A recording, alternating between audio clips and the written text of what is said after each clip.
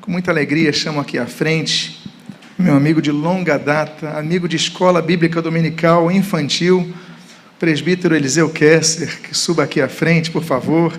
Que Deus o abençoe, a igreja receba com uma calorosa salva de palmas.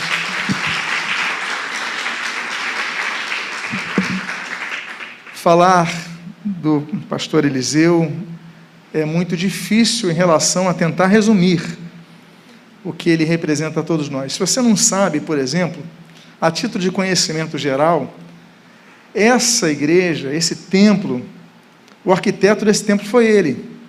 Ele que fez esse desenho daqui. Se você está, então, circulando por esse local, você está vendo o desenhista, o projetista, que elaborou com tanta sabedoria esse templo. Quando nós compramos, pastor Eliseu, lembra que eram 10 salas aqui? Esse local do meio era um jardim de inverno.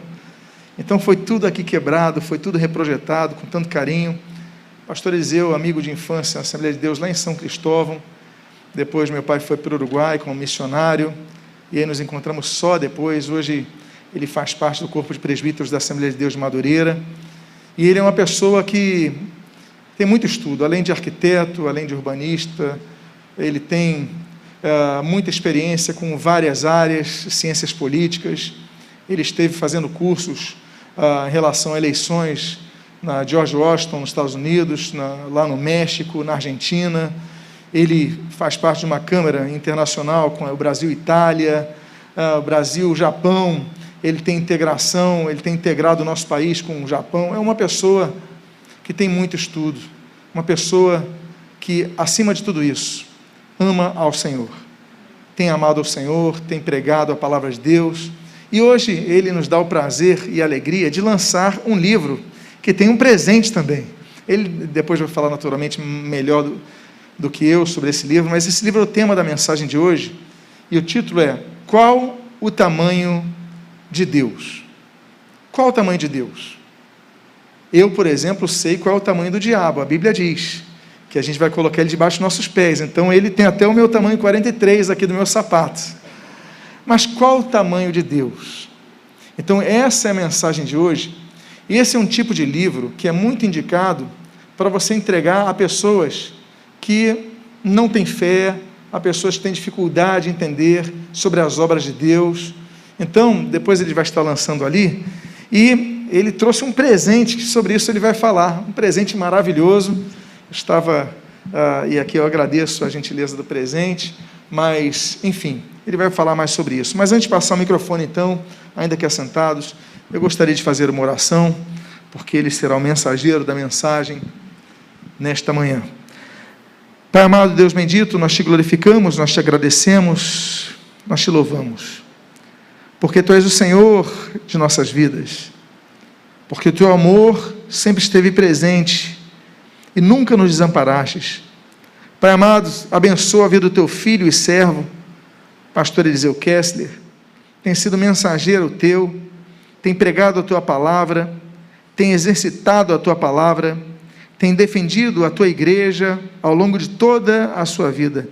Abençoa, fortalece, e o que nós pedimos, usa-o nesta manhã para falar aos nossos corações. Abençoa esses livros, as mãos que chegarem, que sejam tocados por ti, pelo teu Espírito Santo. Abençoa a condução desta mensagem, e o que nós pedimos, nós fazemos agradecidos em nome de Jesus. Amém e amém. Que Deus abençoe.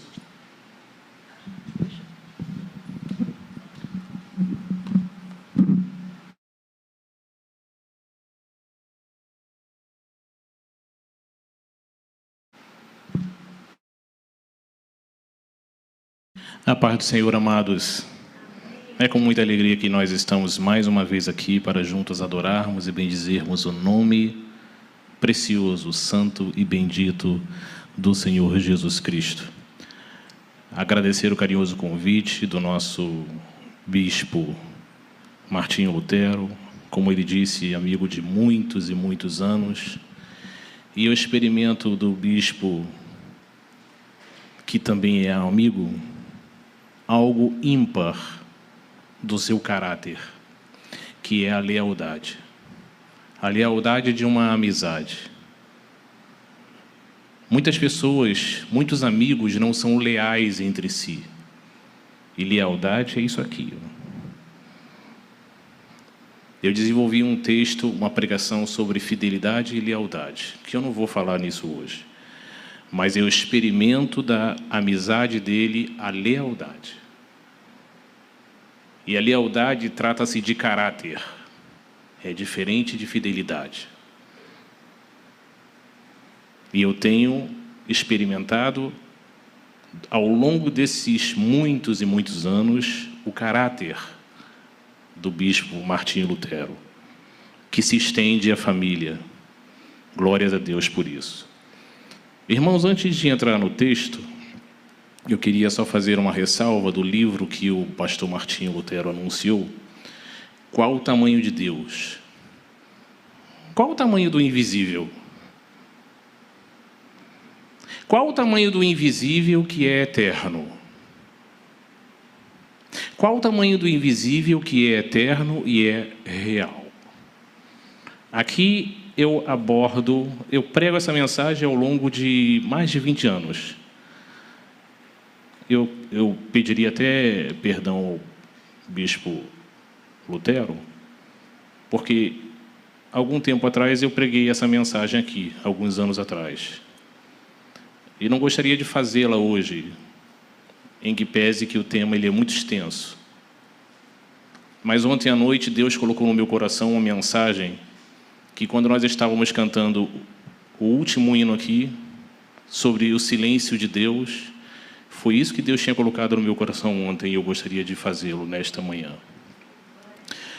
Mas no texto, no livro, a gente aborda um pouquinho de cada criação de Deus, desde as galáxias, ao ser humano, a sua criação de animais na terra ou no fundo do mar, as micropartículas. Quando Daniel foi para a cova dos leões, Daniel experimentou o poder de Deus. Ele experimentou algo que era impossível acontecer, não só na época, como até o dia de hoje. Leões famintos. Daniel estava lá na cova dos leões.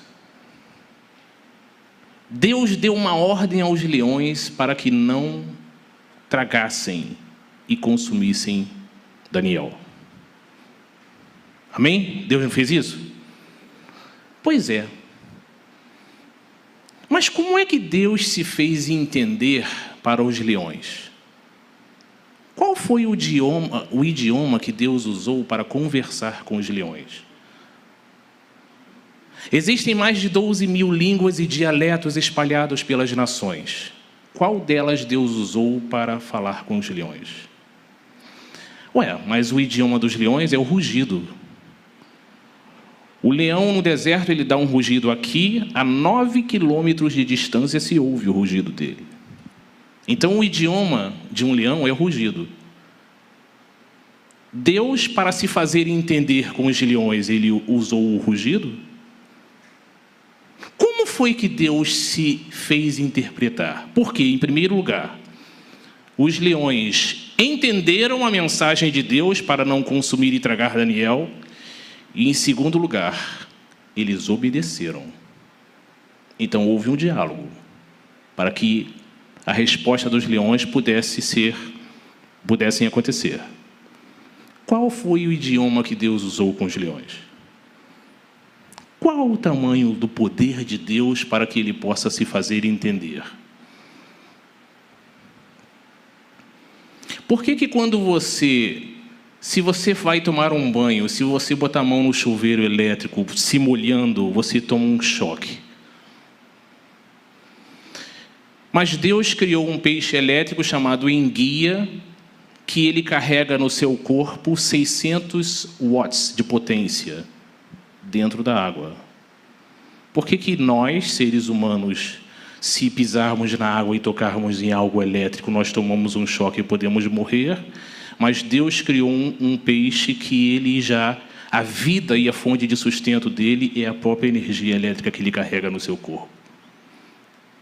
Quando o peixe enguia, ele quer se alimentar, ele chega próximo de um outro animal, de um outro peixe, solta a descarga elétrica e mata a sua presa. E ele vai lá e se alimenta dela. Aquilo que para nós é mortal, para outros é a fonte de vida. Qual o tamanho de Deus? Quais são os limites que Deus utilizou no universo para mostrar a sua grandeza? Aqui você vai entender um pouquinho daquilo que nós falamos das obras de Deus no universo. Se você quer pregar para um ateu, a pessoa que não conhece Deus, que confronta Deus, qual o tamanho de Deus? Se você quer pregar a palavra do Senhor de forma diferente, com base bíblica, qual o tamanho de Deus? Ele está ali fora para você que quiser adquirir. E você que adquirir este livro, Qual o Tamanho de Deus, você vai levar gratuitamente essa Bíblia. Comprou o livro, leva a Bíblia. Tá bom? Eu trouxe poucas unidades, elas estão ali fora, com o Rafael Tomásio, meu amigo. Tá bom? Então, ao final do culto, você, por favor, aquele que quiser adquirir, nós estaremos ali à disposição. Abra, por favor, a sua Bíblia no livro de Salmos, capítulo de número 3. Salmo 3, o versículo de número 4.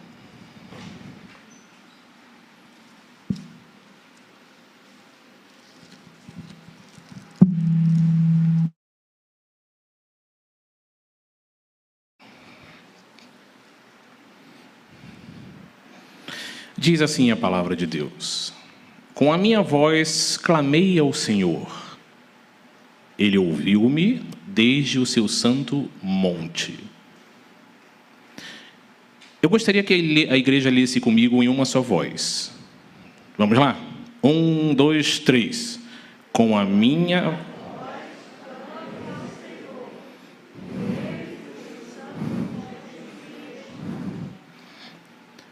Leia, por favor, todo o texto bíblico, sem exceção. Vamos lá, mais uma vez? Com a minha...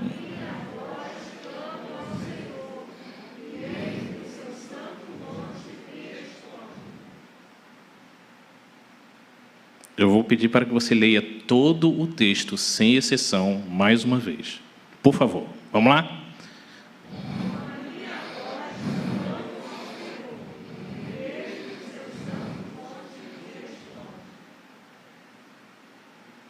Não está faltando nada? Hã? O que tem aí depois do seu santo monte? Hã? Vamos ler todo ele mais uma vez? Com a minha voz...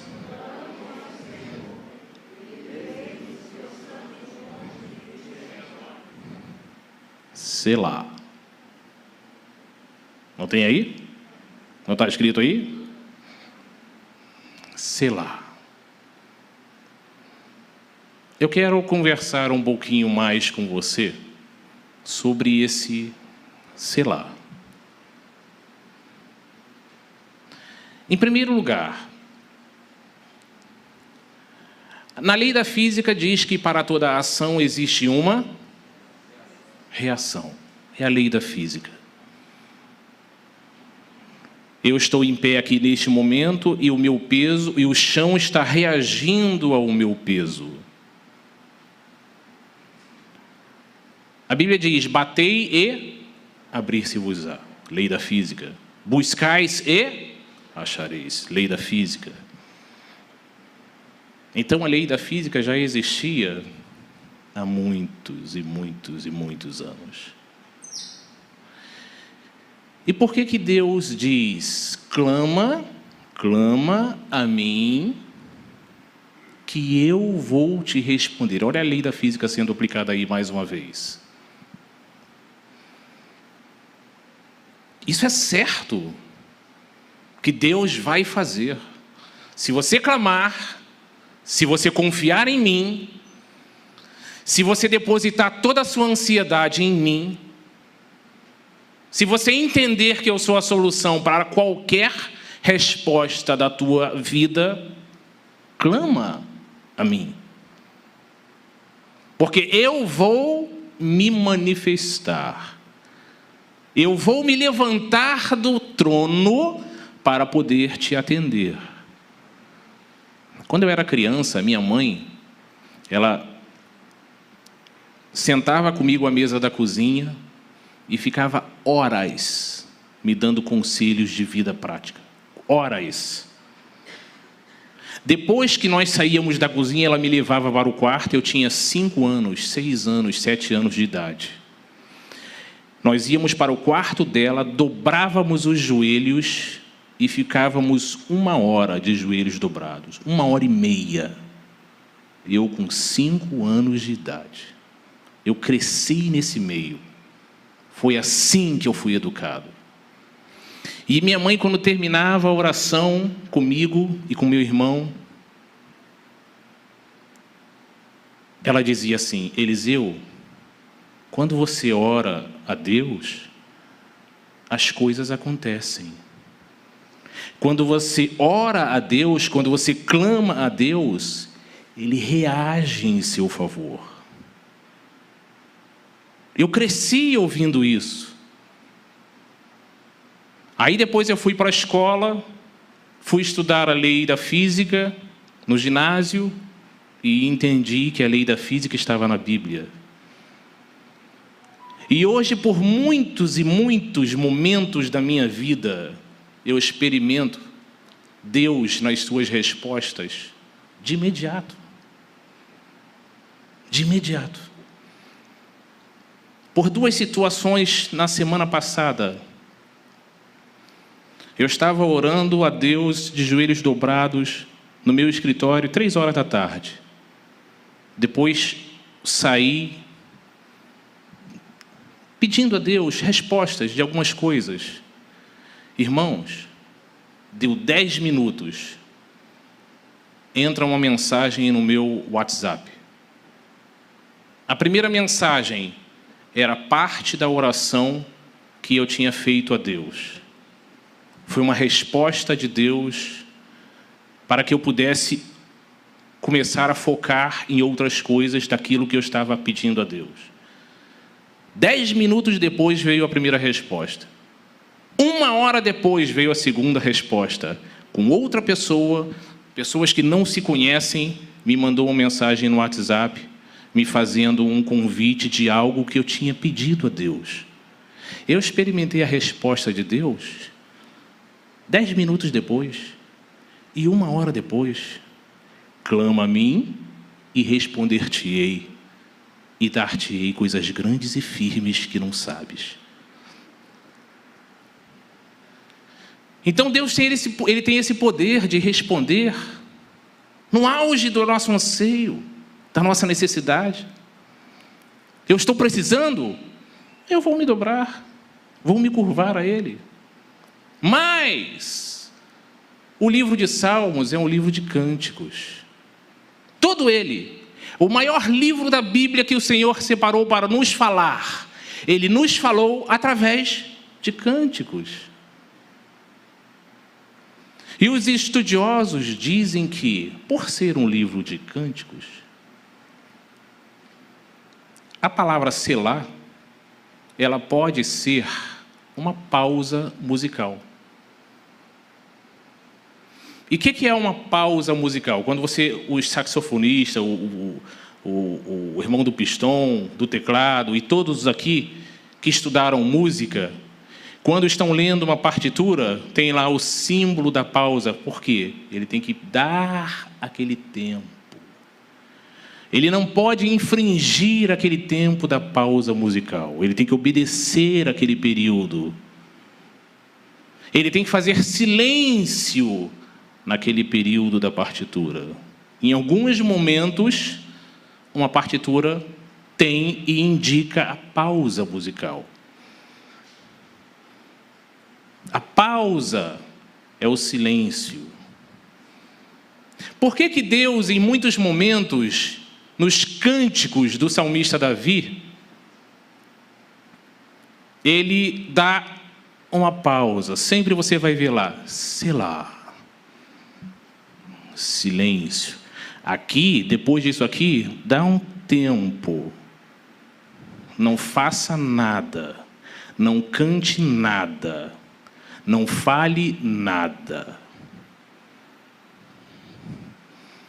Por muitas das vezes, eu já experimentei o selar de Deus. Por muitas das vezes, eu já senti na minha vida o silêncio de Deus. Irmãos, quando você mais está precisando, quando mais você quer uma resposta de Deus, é exatamente aquele momento que Ele vai usar para não falar nada com você. Sabe quando um jovem está estudando bastante durante um ano, todos os dias, deixa de ir às festas, encontros sociais, de família, aniversário, deixa de fazer tudo, se preparando para o vestibular. Está preparado. Chega na hora do vestibular, todo preparado.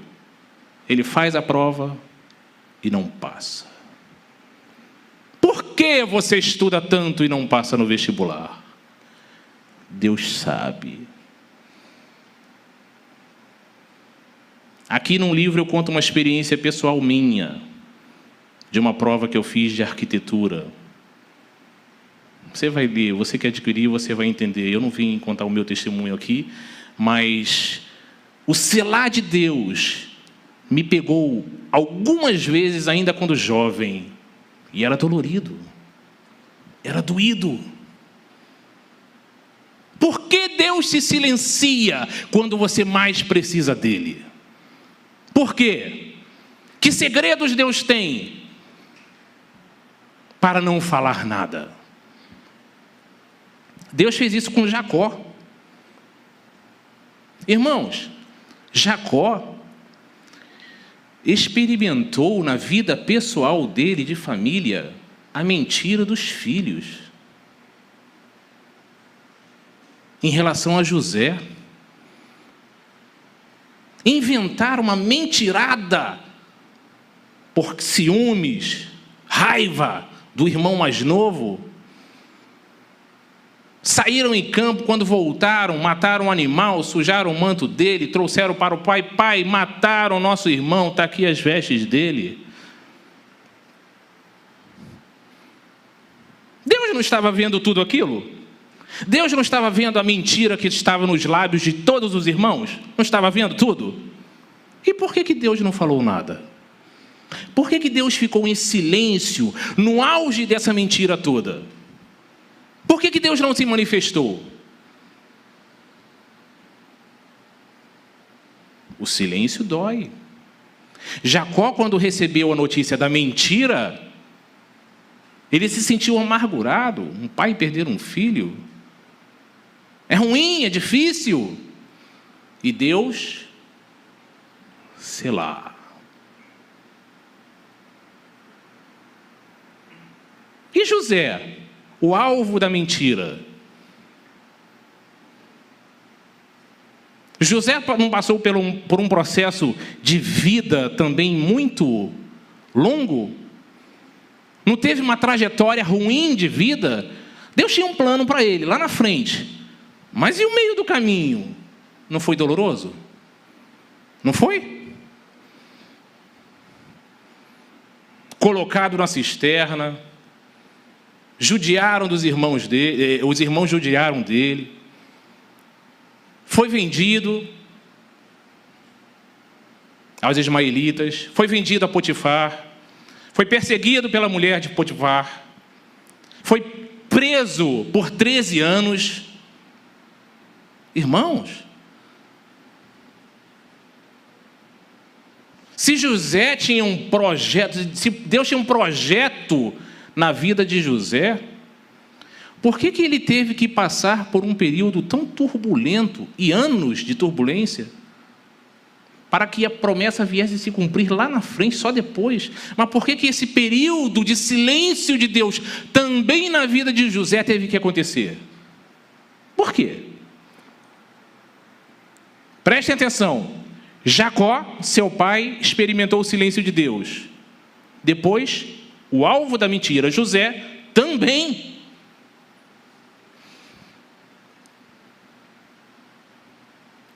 Você acha que Jacó não queria respostas? Do porquê que Deus teria feito isso? O filho do coração, do amor, tinha sido tragado? E por que Deus se manifestou dessa forma? Existem processos na nossa vida, queridos, que nós experimentamos e não entendemos. E às vezes não é para entender, não, porque se você entender, você pode estragar o plano de Deus. E Moisés, crescido, homem valente, mas matou um homem. E se escondeu atrás desse homicídio. José tinha uma cultura egípcia, preparado. Mas por quê? Quando Moisés praticou um assassinato, ele teve que esperar 40 anos, ficar 40 anos no deserto, circulando e circulando. Experimentou provas, lutas, viu a provisão de Deus, mas era luta atrás de luta, com um povo descrente, idólatra. Por que Moisés teve que experimentar o silêncio de Deus por tantos anos? E Deus não falava nada. Por que o silêncio de Deus dói quando nós precisamos dele?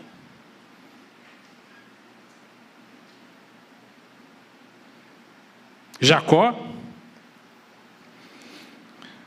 sofreu a mentira dos filhos, mas Jacó antes tinha praticado a mentira com o pai dele. Houve um processo de mentira e deslealdade na família. Jacó, contra o seu irmão Esaú e contra o seu pai Isaque, se aliou à mãe para apregoar uma mentira em família e roubar a primogenitura de Esaú. Se fez passar por Esaú, mentiu para o seu pai, ainda que o seu pai não enxergando, mas entendendo e reconhecendo uma diferença de voz. Porque no livro eu falo qual o tamanho de Deus. Por que 8 bilhões de pessoas na face da Terra e não tem um timbre vocal igual? Por que somos reconhecidos pela nossa voz? Se a igreja toda estiver escura e o pastor Martinho Lutero falar alguma coisa, vocês não saberão que é ele? A voz dele é única no mundo. Não existe outra igual a dele. Não existe outra igual a minha, igual a sua. Você é único. Você é projeto de Deus pessoal, feito por Ele. Por que Isaque reconheceu que a voz não era de Esaú? Jacó fez todo um adorno com a sua mãe, vestindo um casaco para se parecer peludo, como era o irmão. Ou seja, um projeto de mentira montado para alcançar um objetivo. Jacó enganou o seu irmão e o seu pai através de uma mentira. Jacó, anos depois, experimentou a mentira que praticou na sua vida, sofrendo pelos filhos. aquilo que eu plantar hoje, eu vou sofrer sanções na frente. É certo.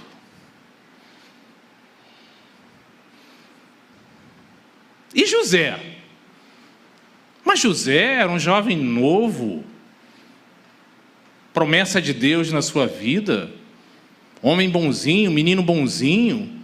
Por que José, ele teve que passar tanto problema na sua vida até atingir a promessa de Deus? Abra a sua Bíblia, por favor. Ou se puder colocar aqui na tela. Gênesis capítulo 37, versículo 2. Gênesis 37,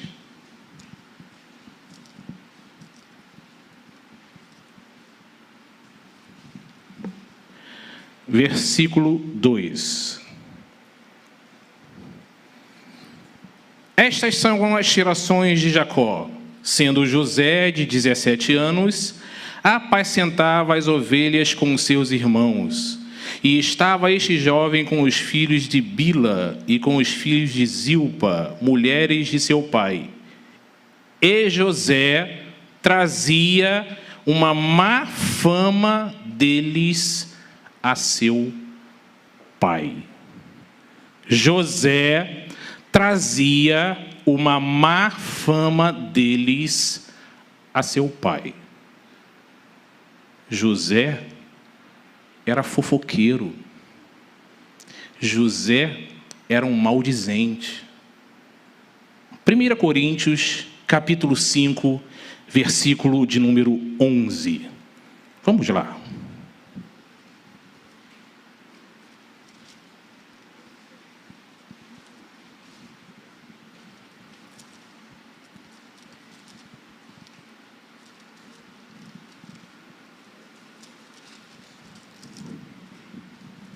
Primeira Coríntios, capítulo 5, versículo de número 11. Mas agora escrevi que não vos associeis com aquele que, dizendo-se irmão, for devasso, ou avarento, ou idólatra, ou maldizente, ou beberrão, ou roubador. Com o tal, nem ainda comais. O que a Bíblia está dizendo aqui? Com o maldizente, com o fofoqueiro, com o ladrão. Meu irmão, não sente nem a mesa para comer. José era assim. José, tudo que os irmãos dele fazia, José ia para o pai. Pai, fulano fez isso. Pai, ciclano fez isso. E isso foi inflando o coração dos irmãos. Os irmãos foram sabendo. E José teve que passar por essa etapa de anos do silêncio de Deus. Irmãos, Deus não poderia ter levantado um profeta para dizer: olha, tem uma mentira no reino, está acontecendo isso. Deus não poderia ter mostrado em sonhos, porque Deus se manifestava assim? Poderia. Mas Deus, selá.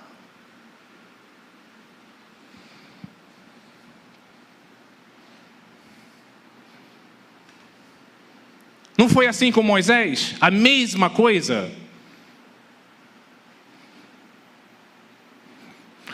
Irmão, naquilo que eu faço de errado, Deus não vai pular etapas na minha vida para me abençoar. Deus não pula etapas. Deus não queima caminhos para suprimir a promessa dele na minha vida. Não vai pular etapas. Deus não vai me abençoar direto. Eu vou ter que pagar por aquilo que eu fiz. Eu vou ter que sofrer as sanções daquilo que eu fiz. É bíblico. O caráter de Jacó Ele teve que experimentar os seus erros do passado, sofrendo na própria pele, com os filhos. José tinha que ter o caráter curado, passando por todas essas provas, para ele poder se preparar para governar. Deus abençoou? Abençoou, virou governador, mas teve que ser tratado pelo selar de Deus. No selar de Deus, Deus mostra os seus projetos. É no selar de Deus que Ele prova a nossa dependência a Ele. É no selar de Deus. É no silêncio de Deus. No silêncio de Deus Ele me trata. No silêncio de Deus Ele me cura. No silêncio de Deus Ele se manifesta, ainda que você não esteja vendo. O pastor Martinho disse isso aqui. Nós cantamos isso aqui. No silêncio de Deus, Ele estava lá.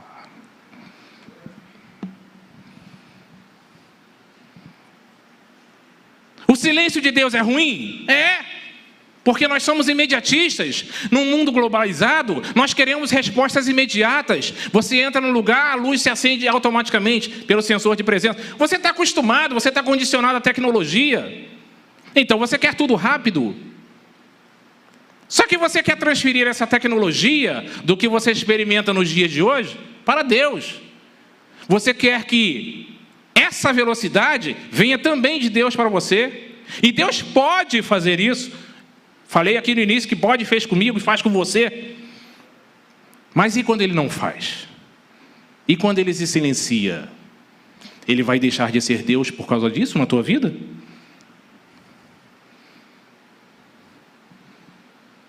Eu quero o silêncio de Deus. Se Deus vai me tratar através do silêncio dEle, eu quero esse silêncio, eu quero. Eu quero experimentar mais o silêncio de Deus. Porque se eu preciso ser tratado através dEle, que eu seja tratado. Que Deus me ensine através do seu silêncio. Eu quero ser ensinado por Deus.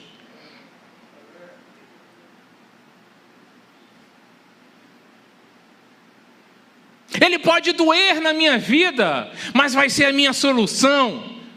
Vai ser a resposta imediata, precisa. Irmãos,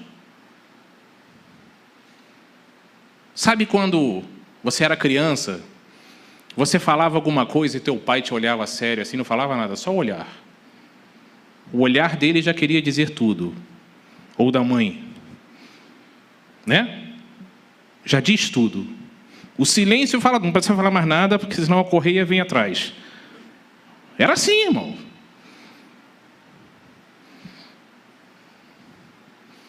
Um silêncio, ele pode falar mais alto que um coral de 1000 vozes. Eu quero esse silêncio de Deus, porque eu entendo, na minha maturidade de vida e maturidade cristã, que é através dele que Deus vai prover o melhor para a minha vida. Eu quero. Eu quero que os segredos de Deus se manifestem a mim quando eu estiver preparado para entender esses segredos. Eu quero.